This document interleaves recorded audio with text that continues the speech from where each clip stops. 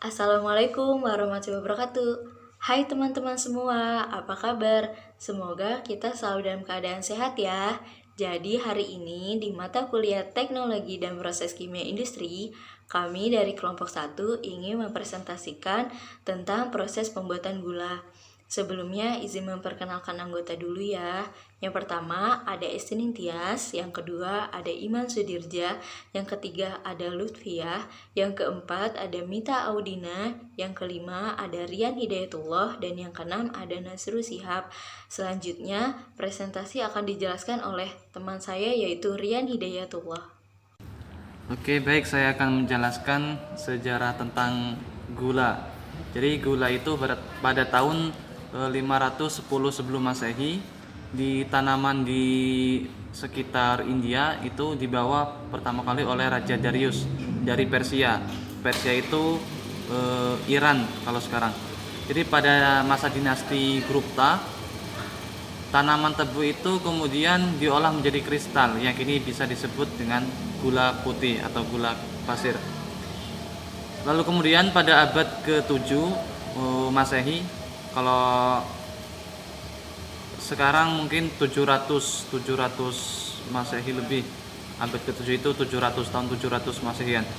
Jadi pedagang dari Arab dan Asia, mulai dari Persia dan lain sebagainya dan sekitarnya, itu membawa barang-barang gula ke Asia untuk diperdagangkan. Lalu pada tahun 1930-an adalah masa kejayaan gula di Indonesia yang mampu mengekspor ke berbagai negara, dan Indonesia telah menjadi negara pengekspor gula terbesar kedua setelah negara Kuba. Tetapi situasi sekarang malah terbalik sejak tahun 1967, di mana Indonesia akan mengimpor gula dari Brazil, India, dan Thailand untuk memenuhi kebutuhan konsumsi bahan baku dan industri makanan baik minuman. Jadi Indonesia sekarang ini sedang mengalami penurunan dalam produksi gula karena semakin banyaknya kebutuhan gula di berbagai industri. Terima kasih. Oke, selanjutnya yaitu pengertian gula. Gula adalah suatu karbohidrat sederhana yang menjadi sumber energi dan komoditi perdagangan utama.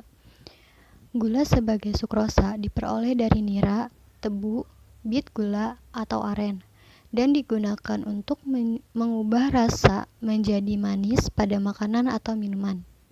Gula sederhana seperti glukosa menyimpan energi yang dapat digunakan oleh sel. Selanjutnya fungsi dari gula. Gula berfungsi sebagai sumber nutrisi dalam bahan makanan, sebagai pembentuk tekstur dan flavor melalui reaksi pencoklatan. Dan menurut Buckley, daya larutan yang tinggi dari gula dan daya meningkatnya terhadap air merupakan sifat-sifat yang menyebabkan gula sering digunakan sebagai bahan pengawet pangan. Macam-macam gula. Gula terbagi menjadi beberapa jenis, tetapi di sini kita hanya membahas 2 macam gula saja. Yang pertama, gula pasir. Kalian pasti udah tahu gula pasir itu apa. Gula pasir ini jenis gula yang paling populer dan yang paling sering digunakan.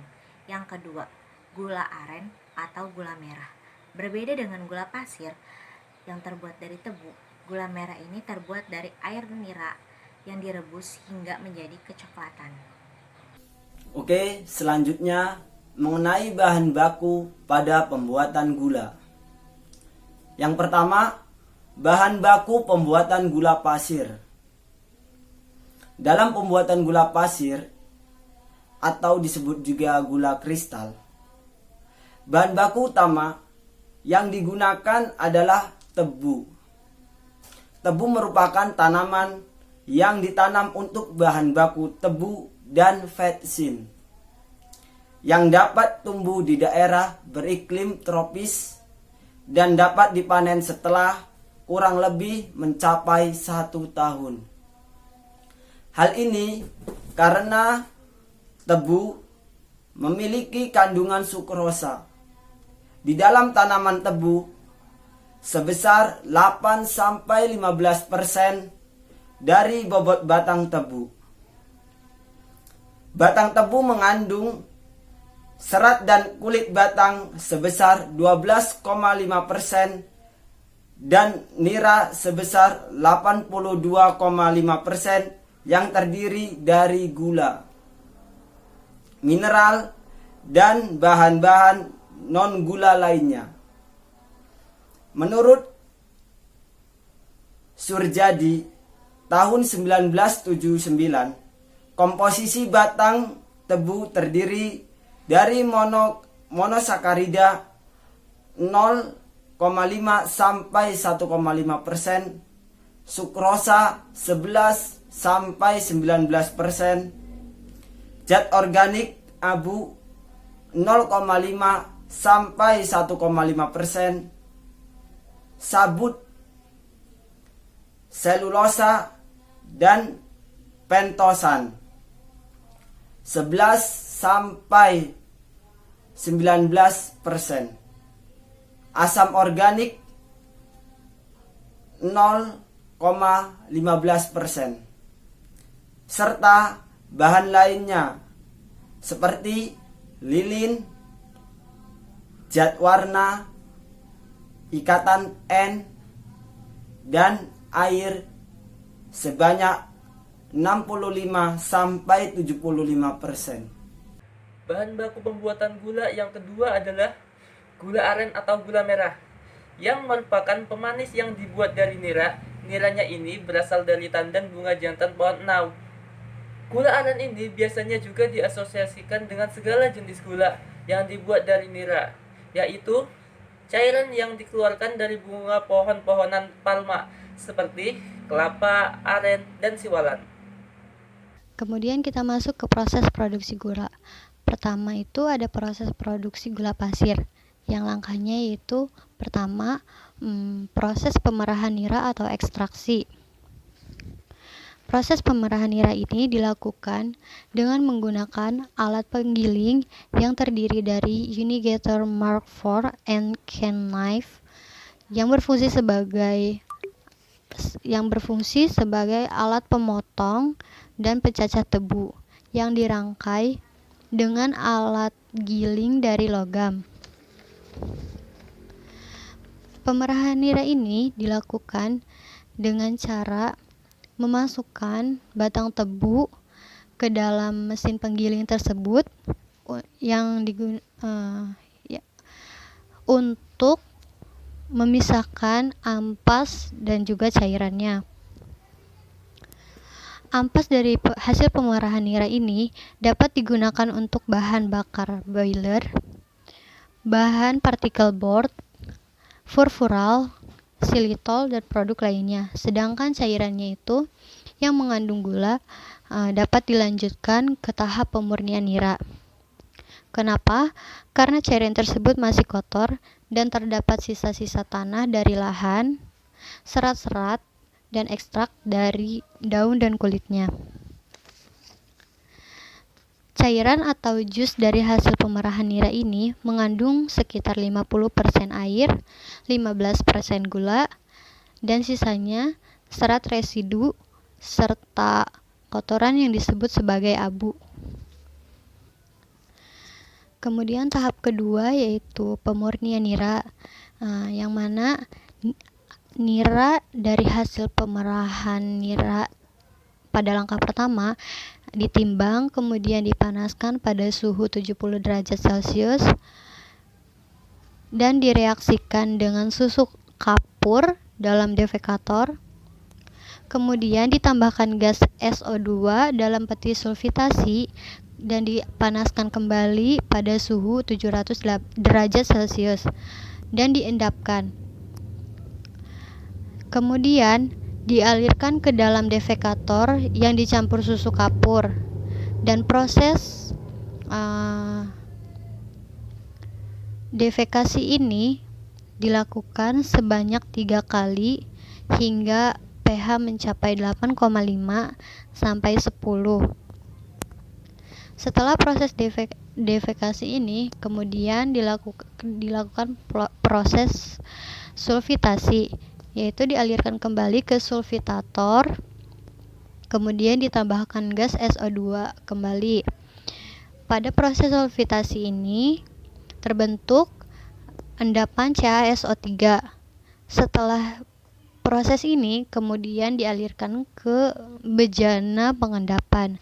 Pada bejana pengendapan ini dihasilkan nira, dua macam nira. Pertama, nira jernih, dan yang kedua adalah nira kotor. Nira jernih ini yang akan dilanjutkan ke proses evaporasi, dan nira kotor ini nira yang mengendap. Kemudian nira kotor ini diolah dengan rotary vacuum filter. Dalam rotary vacuum filter ini dihasilkan nira tapis dan juga blotong. Selanjutnya C. Penguapan nira atau evaporasi. Nira jernih masih banyak mengandung uap air. Untuk menghilangkan kadar air, dilakukan penguapan atau evaporasi. Di pabrik gula, penguapan dilakukan dengan menggunakan beberapa evaporator dengan sistem multiple effect yang disusun secara interchangeable agar dapat dibersihkan bergantian. Evaporator biasanya terdiri dari 4-5 bejana yang bekerja dari satu bejana sebagai uap pemanas bejana berikutnya. Total luas bidang pemanas 5.990 meter persegi. Dalam bejana nomor 1, nira diuapkan dengan menggunakan bahan pemanas uap bekas secara tidak langsung. Uap bekas ini terdapat dalam sisi ruang uap, dan nira yang diuapkan terdapat dalam pipa-pipa nira dari tombol uap. Dari sini, uap bekas yang mengembun, makalah gambar teknik.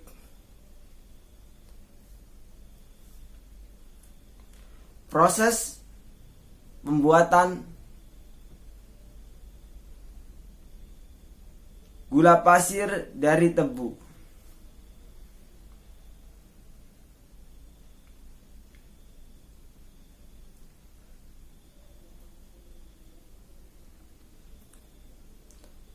Dikeluarkan dengan kondespot dalam bejana nomor 2. Nira dari bejana nomor 1 diuapkan dengan menggunakan uap nira dari bejana penguapan nomor 1. Kemudian,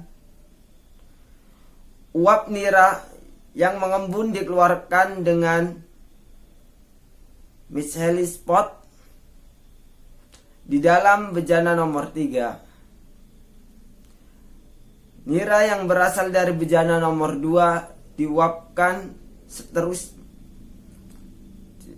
dengan menggunakan uap nira dari bejana nomor 2. Demikian seterusnya sampai pada bejana terakhir merupakan nira kental yang berwarna gelap dengan kepekatan sekitar 60 prik. Nira kental ini diberi gas SO2 sebagai bleaching dan siap dikristalkan. Sedangkan uap yang dihasilkan dibuang ke kondensor sentral dengan perantara pompa vakum.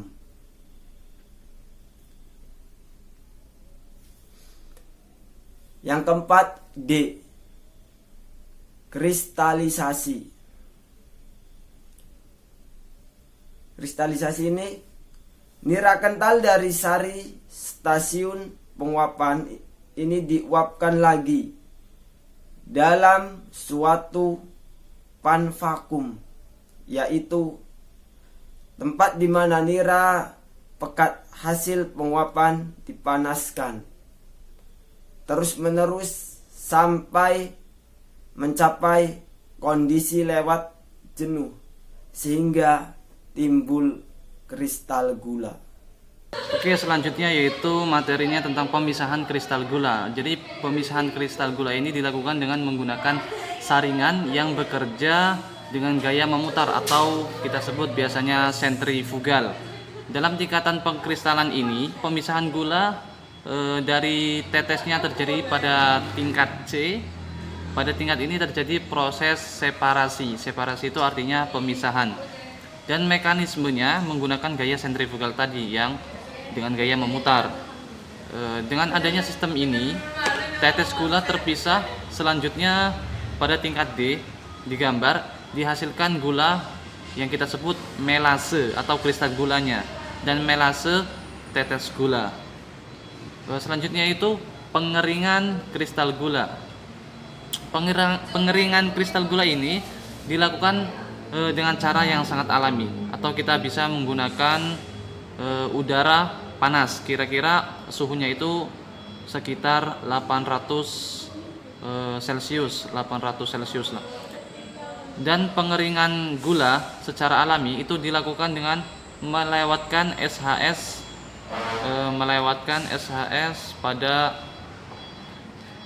pada talang goyang yang panjang. Jadi ada alat namanya talang goyang untuk proses pengeringan gula ini. Tahapan pembuatan gula aren. Pertama, pengambilan nira sebagai bahan baku pembuatan gula aren. Kemudian, nira direbus sekitar 4-5 jam dengan menggunakan api sedang. Lalu diaduk-aduk menghindari pengentalan. Jika gula telah berubah warna dan sudah mengental, kemudian tuangkan ke cetakan dan didinginkan. Gula aren yang telah mengeras dikemas dalam wadah tertutup agar terhindar dari uap air. Daya tahan produk gula, seperti halnya dengan madu, gula juga sebenarnya bisa dibilang tidak akan basi. Walaupun pada kemasan gula terdapat keterangan yang menunjukkan bahwa tanggal terbaik untuk menggunakan gula ataupun expired date-nya. Sebenarnya, gula ini tidak akan basi kecuali ada air yang masuk ke dalamnya. Karena molekul gula hidroskopis. Jadi, gula sangat tertarik dengan molekul-molekul yang bersifat cair. Kesimpulan dari presentasi ini yaitu gula merupakan salah satu bahan pokok di Indonesia. Gula sebagai sukrosa diperoleh dari nira, tebu, bit gula atau aren, dan gula terbagi menjadi beberapa macam, yaitu gula pasir dan gula aren. Mungkin cukup sekian presentasi dari kelompok kami.